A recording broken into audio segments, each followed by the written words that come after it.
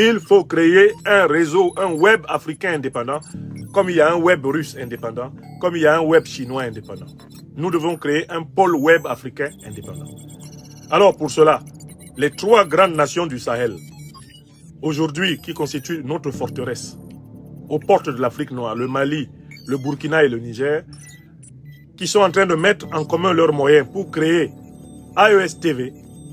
S'il vous plaît, Excellence, Monsieur le Président Goïta, Monsieur le Président Tiani, Monsieur le Président Traoré, la TV en bas, c'est bien. Mais tant que nous sommes obligés de nous connecter sur les satellites des autres pour partager des informations entre nous, nous ne sommes pas souverains médiatiquement. Les 3 États que vous constituez, le Mali, le Burkina et le Niger, peuvent à très court terme se doter d'un satellite. C'est une urgence. 1 ou 2 satellites d'information, à partir desquels une infrastructure qu'on va appeler donc le Net Sahel ou le Sahel Net apparaît, sur laquelle nous allons nous connecter et faire prospérer toutes nos affaires. On peut aussi envisager une alliance panafricaniste africaine qui va regrouper des pays comme l'Afrique du Sud, l'Angola, le Zimbabwe, qui ont une direction, qui a une conscience révolutionnaire africaine, panafricaniste suffisante, avec des pays comme le Burkina, le Mali et le Niger. C'est quelque chose d'urgent. Je pense qu'on doit aller vers cette solution dans les 6 mois à venir. Il ne faut même pas 1 an de délai pour que le web africain soit créé dans le ciel et sur la terre. Bon, en ce qui regarde sur le partenariat pour un satellite de l'AES, ce sont des actions comme ça que nous demandons. Ce sont des actions indispensables pour l'Afrique. Nous, on est le seul continent où il n'y a même pas Internet. Au point que nous, on est obligé de faire des vocaux parce que la jeunesse me l'a tellement demandé qu'à tout moment, dernièrement, je ne fais que des vocaux. Internet, on n'a pas. On ne peut même pas rêver à Internet quand on n'a pas d'eau potable, on n'a pas de courant. Vous trouvez ça normal? Un paradisitaire qui a toute forme d'énergie n'a pas d'eau, n'a pas de courant. Vous trouvez ça normal? Donc, de quoi vous parlez? L'histoire de l'Afrique, ça vous donne à réfléchir. Les mêmes fonds monétaires, Banque mondiale, là, c'est pas ça, ils ont pris pour privatiser toutes nos sociétés et industries naissantes en Afrique. Tout pillé. Et vous voyez, on va donner une place permanente au Conseil de sécurité des Nations Unies à 2 pays africains. 654 pays. À qui ils vont donner ça? Et ces 2 pays-là vont parler au nom de qui? Quelle est l'organisation qui est derrière?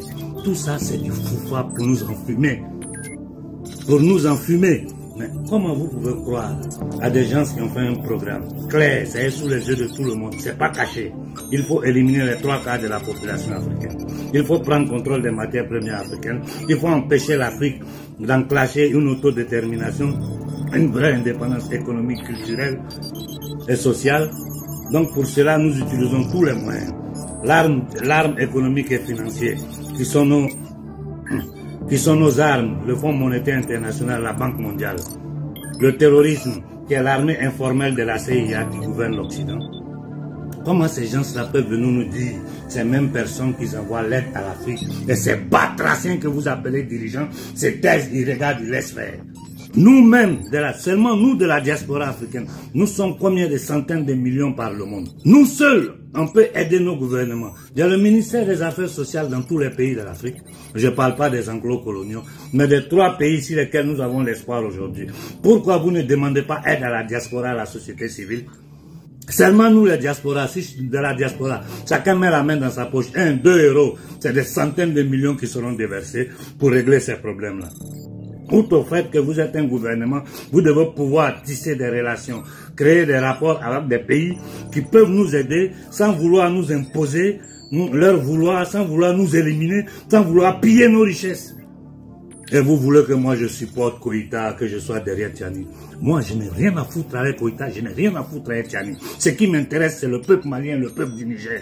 Koïta fait son devoir, je lui dis bravo. Tu es venu là, on te soutient pour travailler pour le peuple malien. Il ne fait pas son devoir, je sors mon dos public, je tape sur lui.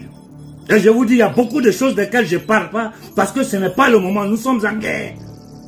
Les États-Unis qui disent, ils vont envoyer, je ne sais pas combien, 10 millions de doses de trucs en Afrique. C'est-à-dire, vis-à-vis, on va vous envoyer le poison pour vous tuer. Et vos dirigeants sont complices. Vos dirigeants sont complices. Tout le monde sait. On est en train de travailler pour les dénoncer devant la Cour de justice internationale, devant la CPI. Voilà pourquoi je suis peu en ligne. C'est des dossiers costauds. Vis-à-vis, ils nous disent, on va vous tuer. On va vous envoyer des millions de doses. Là. Ça veut dire, on vient pour vous tuer. Et vos soi-disant leaders panafricains, des va-nu-pieds, des escrocs qui ont créé des ONG, qui ont été créés depuis leur enfance par la maçonnerie, sont là, ils vous tiennent dans des discours, on les considère conseillers de tel président, de la pourriture, du n'importe quoi, du mensonge. Dès qu'un leader noir ou une leader noire émerge, l'Occident, lorsqu'il n'a pas la capacité de le battre sur le terrain des arguments, d'accord, essaye de le discréditer en se servant de la jalousie qui existe à l'intérieur de la communauté, de frustration de gens qui aimeraient réunir autant que le leader qui émerge, d'accord, et d'une hostilité parce que notre peuple a tellement été aliéné, notre ego a tellement été détruit que dès lors que l'un d'entre nous ou l'une des nôtres émerge, il y a toujours des gens qui essayent de tirer la personne qui émerge vers le bas. Ça a toujours été comme ça que l'oligarchie occidentale a fonctionné. L'histoire avec Malcolm X, c'est ça. Quand Malcolm émerge, on dit pourquoi c'est lui qui est devant les médias, pourquoi c'est lui qui a toujours les micros, pourquoi c'est lui qui parle à la masse, il n'est pas meilleur que nous, pourquoi c'est lui et pas nous, c'est un dictateur, pourquoi il ne laisse pas les autres s'exprimer, etc. On dirait qu'il veut tout gérer dans l'organisation, etc., etc. Et c'est ce climat qui a contribué par la suite à faire en sorte qu'il soit assassiné toujours dans la, comment dirais-je, la capacité de manipuler de l'oligarchie occidentale qui après vous dit, vous voyez, c'est des noirs qui s'entretuent, c'est des noirs qui se battent. Toujours cette chose-là. Stokely Carmichael, je donne un autre exemple, leader historique de la cause noire, diasporique et continentale africaine, qui est né aux États-Unis, qui a été au départ un leader des mouvements non violents et qui par la suite est devenu le premier ministre à titre honorifique des Black Panther Party, était devenu le leader noir le plus influent dans les années, vers la fin des années 60, d'accord, aux États-Unis. De telle sorte qu'en mars 1968, John Edgar Hoover, le directeur historique du FBI, l'un des plus grands criminels de l'histoire de l'humanité, récente en tout cas, disait de Stokely Carmichael, c'est une menace parce qu'il a la capacité à toucher la masse. Et n'oublions jamais une chose, pour l'oligarchie d'Occident, un leader noir est un danger quand il a la capacité à toucher la masse. Et donc, lorsque Stokely Carmichael émerge, le directeur du FBI, John Edgar Hoover, dit de la manière la plus simple, il faut qu'on soit capable de l'ostraciser à l'intérieur du microcosme militant parce que Stokely touche trop la masse et il est un danger. Tant vous criez, mais vous êtes 5 ou 6 ou 7 à crier que le peuple ne vous écoute pas, vous n'êtes une menace pour personne, vous êtes un cirque. Mais dès lors que vous êtes capable de toucher la masse, vous devenez, pour l'oligarchie occidentale, un danger. Qu'est-ce qu'a fait le FBI pour détruire Stokely Carmichael ou pour tenter de le détruire? Il a suscité des jalousies, il a hystériser des jalousies à l'intérieur du microcosme militant, des gens qui disaient pourquoi c'est Stokely Carmichael qui est devant, pourquoi c'est toujours lui qu'on voit dans les médias, pourquoi c'est toujours lui qui touche la masse, qui remplit les salles, etc. etc. Ce n'est pas bon. Pire encore, des agents d'influence des services occidentaux, d'accord, qui étaient des membres de notre communauté, qui souvent avaient pour point commun d'avoir des casseroles judiciaires pour viol, souvent. Retenez bien ce que je dis parce que ça c'est vérifiable dans toute l'histoire, pour viol ou pour vol ou en tout cas des casseroles judiciaires qui faisaient que la police les tenait.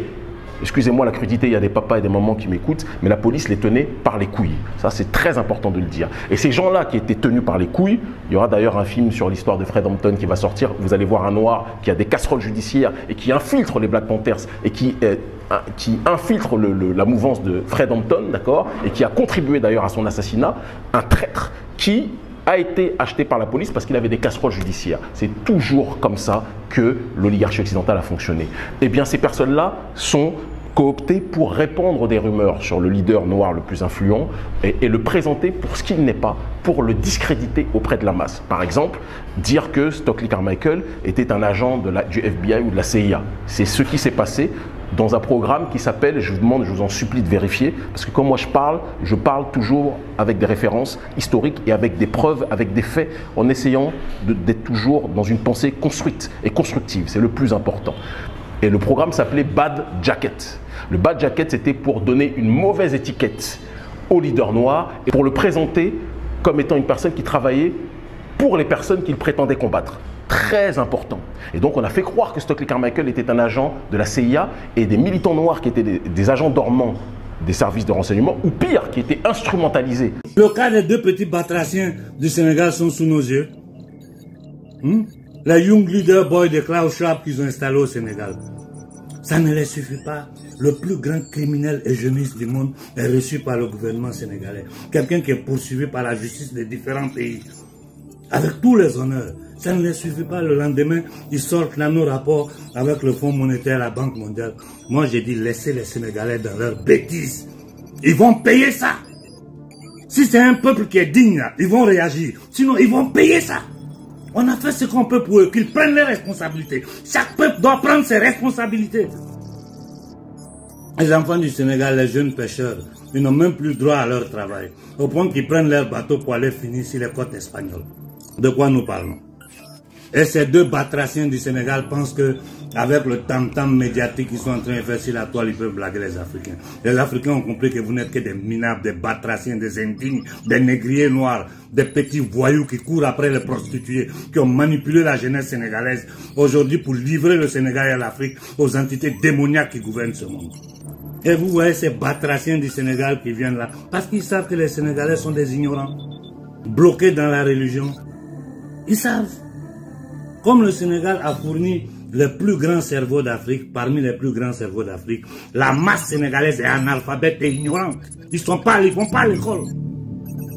Une grande partie est totalement ignorante. Une grande partie vit dans l'illusion. Ils ne savent même pas ce qui se passe dans le monde. Ils baignent dans ce marigot religieux là. Entre eux, ils se racontent des bêtises. Ils pensent que le Sénégal, c'est l'ombris du monde. Alors qu'ils ne sont rien qu'un petit bout de terre. Que seul ne peut rien faire. Qu'il y a des dirigeants truands, des marabouts truands, des prêtres truands. Tout le reste est détail.